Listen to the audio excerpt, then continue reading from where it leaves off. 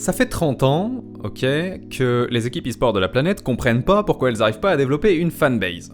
Oh, j'ai vendu que 4 maillots de ma super équipe Nashor Tempura Squad alors qu'il y a 12 milliards de gamers, pourtant j'ai gagné la Gamers Assembly et je fais des blagues sur Twitter, oh, je ne comprends pas.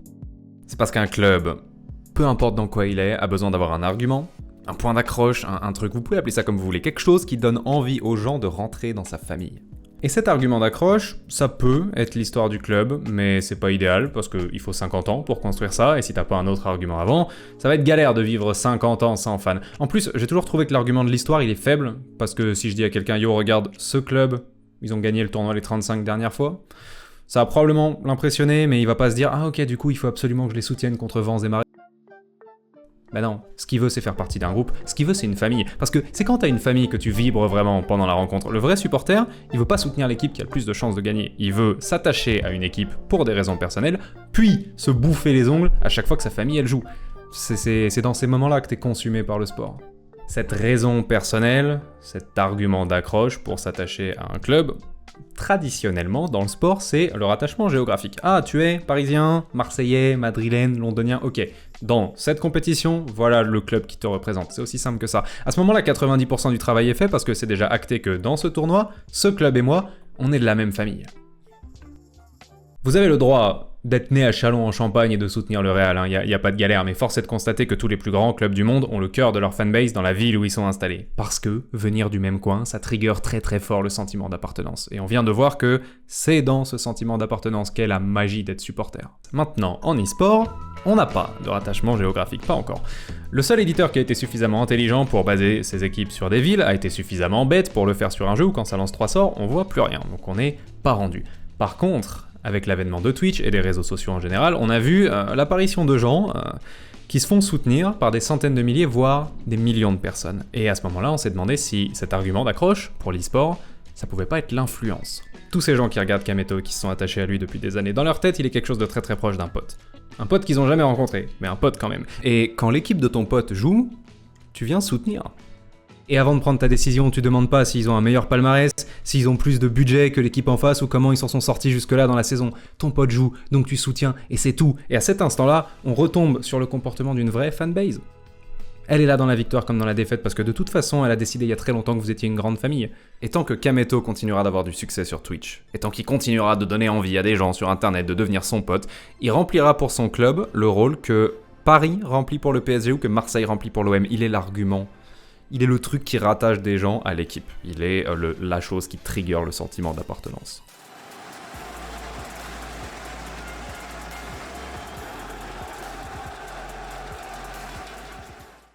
Et je sais que Prime existe et je sais qu'il remplit à peu près le même rôle.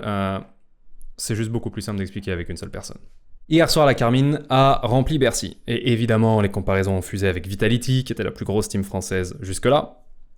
Oh là là, jamais Vitality aurait pu remplir Bercy, gna gna gna. C'est vrai, mais pas une équipe en Europe aurait pu remplir Bercy. Il n'y a pas une team en LEC qui remplit Bercy. Il y a des gens qui disent G2 et j'y crois pas une seule seconde. Aucune team de LEC ne remplit Bercy et pour la majorité d'entre elles, elles le remplissent pas mais de très très loin.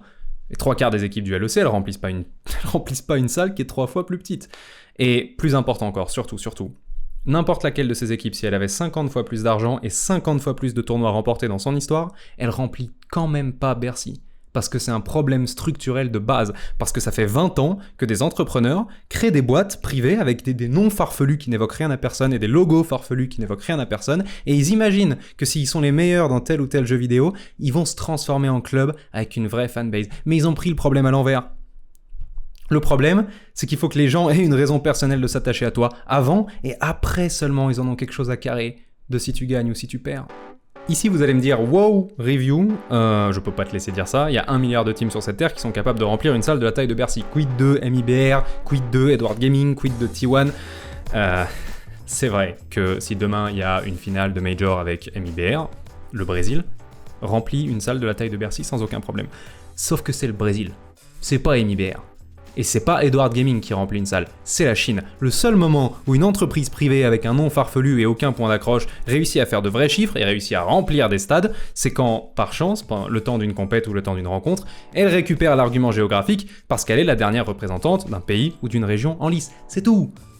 Vitality fait du chiffre quand Vitality c'est la France dans une grande compétition internationale, c'est tout. À la seconde où il y a une sélection nationale brésilienne officielle de Counter-Strike, il n'y a plus une âme sur cette terre pour en avoir quoi que ce soit à foutre de l'entreprise MIBR.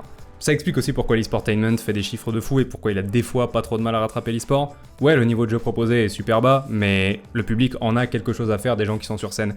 Et c'est le seul ingrédient essentiel au final.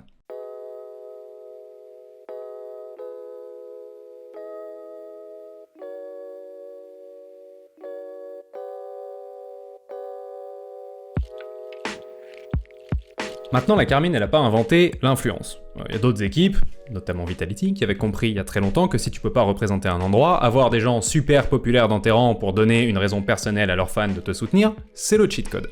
Le problème, c'est que généralement, ces influenceurs, ils restent pas parce que pourquoi est-ce que tu ferais cadeau indéfiniment de ta célébrité à une entreprise qui n'est pas la tienne ? La seule méthode pour que ça marche, c'est que l'influenceur qui carry l'équipe soit le propriétaire. Il ira nulle part parce que c'est son équipe. Et sauf événement hyper imprévu, où Kameto, pour une raison bizarre, serait obligé de vendre son club, et il va rester. Et donc la Carmine continuera d'avoir un avantage imbattable, un truc structurel de base, que les autres équipes e-sport ont pas.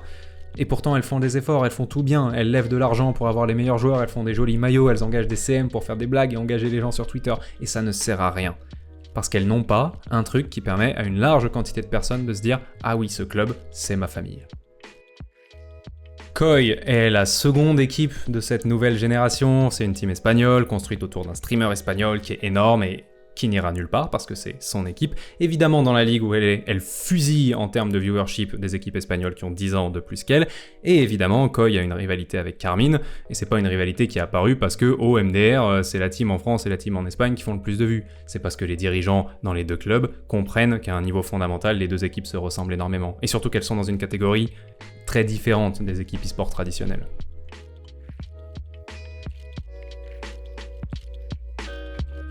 Ça fait de ces clubs, qui tournent sur l'influence de leurs propriétaires, les seuls, selon moi, qui ont une vraie chance d'avoir du succès à court/moyen terme, en termes d'engouement, en termes de combien de gens viennent, en termes de à quel point je ressemble vraiment à un club de foot. Au moins jusqu'à ce que Riot se réveille et nous file des affiches Paris-Marseille sur LoL. Et là, faudra voir. À partir de là, c'est de la pure supposition. Je vais prendre un risque. Je pense qu'à un peu plus long terme, pas à 1 ou 2 ans, mais plutôt à 5-10, je pense que les clubs de ville vont bouffer les clubs d'influenceurs de la même façon que les clubs d'influenceurs sont en train de bouffer les clubs traditionnels maintenant.